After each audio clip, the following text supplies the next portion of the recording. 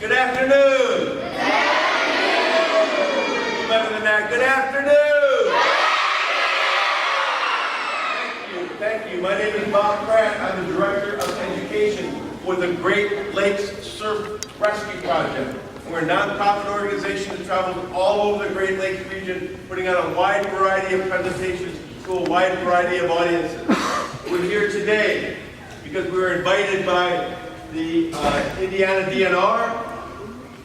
Funding for this project was provided in part by the National Oceanic and Atmospheric Administration and the Indiana Department of Natural Resources Lake Michigan Coastal Program. So we're very thankful that they allowed us to come here today. So we're going to start with some questions so I understand a little bit more about my audience. We're going to start with a survey. How many of you know how to swim? How many of you remember swimming the ocean? We only need to raise our hands, we don't need to talk. How many of you ever swum in Lake Michigan? Excellent. How many of you ever swum in a pool? Most of you. Go ahead and put your hands down. The next thing that we're going to do is a pop quiz. 3 questions in this pop quiz. If you know the answer, I want you to shout the answer out. If you don't know the answer, I want you to be quiet and listen to see if your neighbors know the answer. First question. What do you do if your clothes catch on fire? Everybody together. Second question. What number do you call if you have an emergency? Also excellent. What do you do if you're drowning?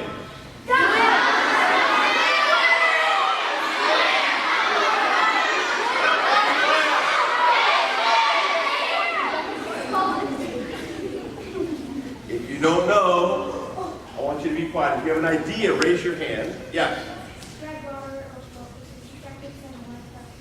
Good water. Good idea. Tread water if you know how, but what if you don't know how to tread water? Yeah. Here. Yes. Call for help? We'll talk about calling for help and how difficult that is. Yes. Wave your arms for help. Waving and calling for help are what most people think that you should do if you're drowning. We're going to learn that calling for help and waving are both myths, and somebody who's drowning can't do either one of those things. It's impossible. We want to give you a strategy that's called flip, float, and follow. Class. I want everybody to say this with me.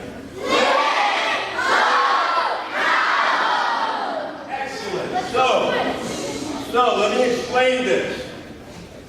You're right, flipping over onto your back allows you to breathe whenever you want to. Floating allows you to notice, am I being pulled around by a current? And we'll talk about the dangerous currents on the lake. And then follow depends on what kind of current you're in to decide how you're going to get out of it. So flip, float, and follow is a life-saving strategy. We actually teach babies how to float on their back and stay safer in the water. Now, does knowing flip, float, and follow guarantee that you're not going to get in trouble? No. Because if you're in a pool, flip, float, and follow works really, really good. But if you're in Lake Michigan, there can be waves and there can be wind, and it's much, much different than swimming in a pool. The reason that we invented stop, drop, and roll was because lots of kids were getting burned when their clothing caught on fire. So the fire department got together and said, what can we teach kids to keep them safe when their clothes catch on fire? And so we came up with stop, drop, and roll. The reason that I know so much about stop, drop, and roll, and the reason I know so much about flip, float, and follow, is that for most of my life, I was a firefighter. This is the last fire that I had in the city of East Lansing, Michigan, where I grew up and where I was a firefighter for 25 years. Yes? Yep, that's me. Okay?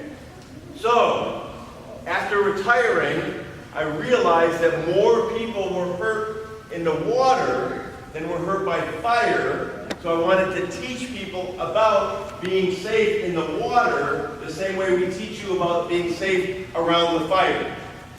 We do fire drills in schools. We do tornado drills in schools. We do lockdown drills in schools. Some schools do earthquake drills.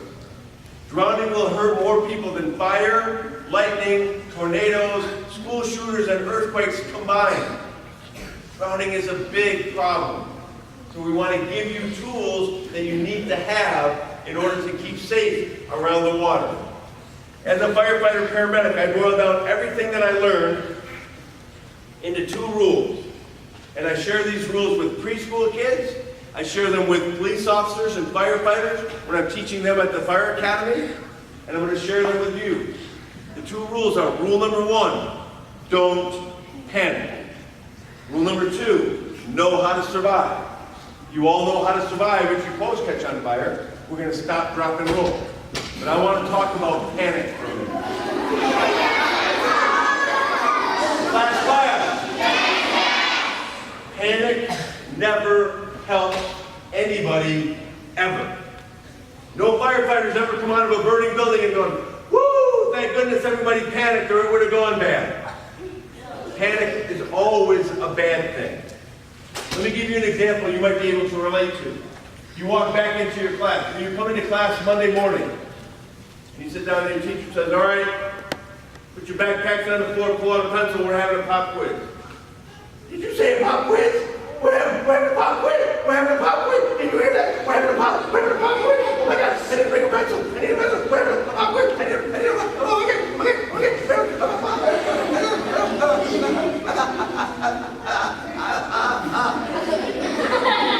I see lots of panic attacks on the ambulance. If you're having a panic attack, you're not going to do well on that test. If you're having a panic attack doing anything, you're not going to do that anything well. Panic is always a bad thing. Panic in the water is especially bad. Because if I'm in the water, what happens when you have a panic attack is your heart starts beating faster. And you start breathing faster. And your mind starts going into this overload. Oh my gosh, oh my gosh, oh my gosh. And if I'm in the water, and my heart's beating faster, and I'm breathing faster, I think that I can't breathe because all the muscles in my chest are getting tighter and tighter and tighter and tighter and tighter and tighter. Oh my God, oh my God, oh my God, I can't breathe, I can't breathe. If I'm in the water, when I exhale all of that air, I'm going to sink more. And because I'm sinking more, I'm going to panic more and struggle more, which is going to cause my heart to beat faster, which is going to cause me to breathe faster, which is going to cause me to sink more, and I'm probably not going to make it. If you're having a pop quiz next Monday, take a nice deep breath in.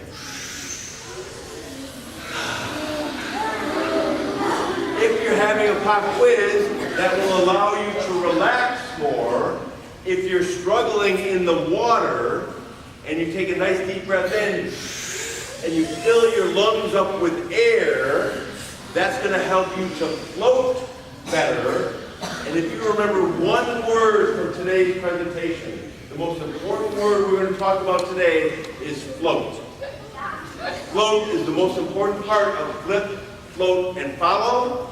And if you can stay afloat, you can stay alive. And if you can give somebody something that floats, you can keep them alive. Flotation is the key to water safety. Whenever we talk about water safety, there are 3 areas we need to talk about.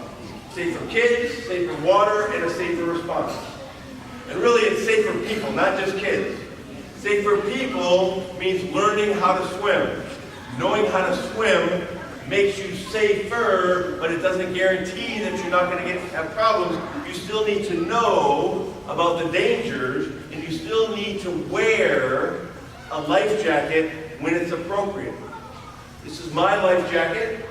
Yesterday, after we did a school in Valparaiso, I went stand-up paddleboarding at a little lake called Rogers Lake Shore Park, or something like that. Okay? Even though I'm a really good swimmer, even though I'm a lifeguard and a lifeguard instructor, and I swim really good, I still wear my life jacket. These are Navy SEALs. You will not see them around the water without wearing their life jacket.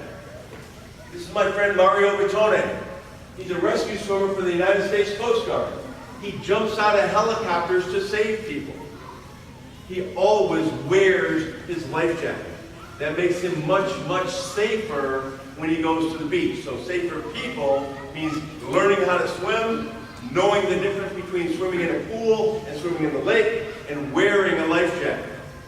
Safer water means if you have a backyard pool, you should have a fence that goes all the way around the pool. So to make sure that you can't get in the pool, your little brothers and little sisters can't get in the pool, and the neighborhood kids can't get in the pool. Safer response means swimming near a lifeguard. If there's no lifeguard, knowing how to save somebody by giving them something that floats. And for the adults in the room, safer response also means understanding that the way we do CPR, cardiopulmonary resuscitation, is different for an old man having a heart attack than it is for a young person or a drowning victim or some other kind of respiratory emergency. If an old man is having a heart attack, there's still oxygen in my lungs, and all we need to do is push hard and push fast on my chest, call 911, and run down and get the AED, the automated external defibrillator. If it's a drowning victim, I've used up all the oxygen in my lungs, and we need to start with 2 rescue breaths, then 30 compressions, then 2 rescue breaths, continue 30 to 2 until the ambulance gets there. So that's the safer response. Don't panic. Everybody take a nice deep breath in. There are no sharks in Lake Michigan, not a single one. But we're going to let the animals from the animal kingdom teach us about water safety, because there's lots of animals that spend a lot of time in, on, and around the water. Raise your hand if you know what we call a group of fish. A school of fish. Just like fish go to school, you can go to school and learn how to swim better. But I also want to remind you again that knowing how to swim and being safe in Lake Michigan isn't always the same thing. Because the pool, if I swim in a pool, it's always flat, it's always warm, there are lines on the bottom that keep me going in a straight line. It's only 25 yards from one side of the pool to the other. It's always perfectly flat. When I go to Lake Michigan, it's 307 miles from the bottom of Lake Michigan to the top of Lake Michigan. Woo! It's 118 miles from one side to the other. It's much like the ocean. The water can be really, really cold. The water can be really, really rough. There can be wind and waves and currents. So it's much, much different. And if you think that you're a good swimmer, and you know how to swim and can swim across the pool a couple of times, that's great. But when you go to Lake Michigan, you may not be a very good swimmer at all because of all of those other things that are changing all the time. Yesterday when I was stand-up paddleboarding, I saw lots and lots of ducklings and lots of goslings. I love to see them. And I always notice that when I'm paddling around and I start to get close to one of the ducklings, they go really close to their mom and dad. Because they're much safer when they stay with their mom and dad. So stay with your mom and dad. This little girl's being great. She's got a life jacket on and she's staying really close to her mom and dad. The next animal we're going to learn from, penguins are going to teach us 2 things. The first thing that the penguin is going to teach us is when we go in the water, we want to jump into the water feet first. I don't want to run out into the water and dive into the water because I might hit the sandbar, or there might be a log in the water or a rock in the water, and I don't want to bonk my head. When I'm at the pool, I want to jump feet first in the shallow end of the pool so I don't hit my head on the bottom. And then I also want to look before I leap. Look in the pool and make sure there's nobody swimming underneath me. The other thing that the penguins are going to teach us that's really important this time of year is to know the temperature of the water. Lake Michigan is still in the 40s. If you've done the ice bucket challenge, the water you dumped on your head from the ice bucket was about 40 degrees. Imagine putting your whole body into Lake Michigan. And even if you're a really good swimmer, you can't stay afloat in 40-degree water. It's almost impossible. This time of year, it's going to be 75 degrees today. It's going to be awesome. Somebody might go and put their boat next to the beach and go, oh, it's so nice, I'm going to cool off by jumping into the lake. And if they jump into the lake, the first thing that's going to happen is they're going to go, oh, oh, oh, and they might not even come up. So know the temperature before you go. When you go to the pool, be like my friend the turtle.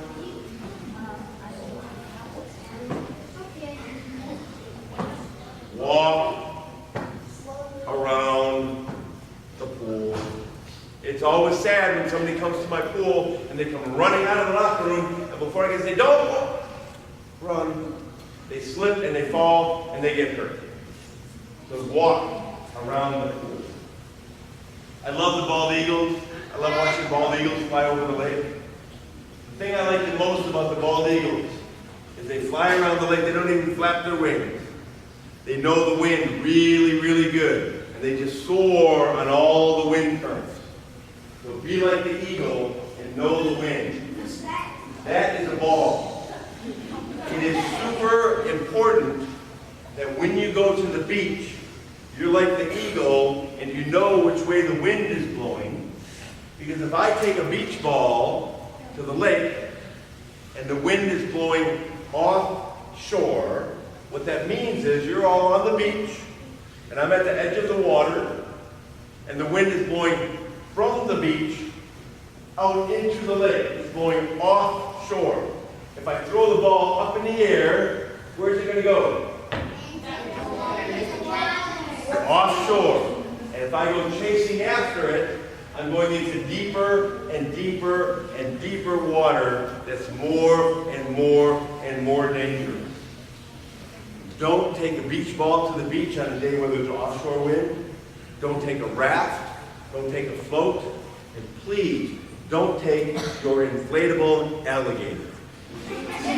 Somebody brought an inflatable alligator to the beach when they didn't know which direction the wind was blowing. And I want you to notice how small the waves are next to the beach, but the farther I get away from the beach, the bigger the waves are and the stronger the winds are.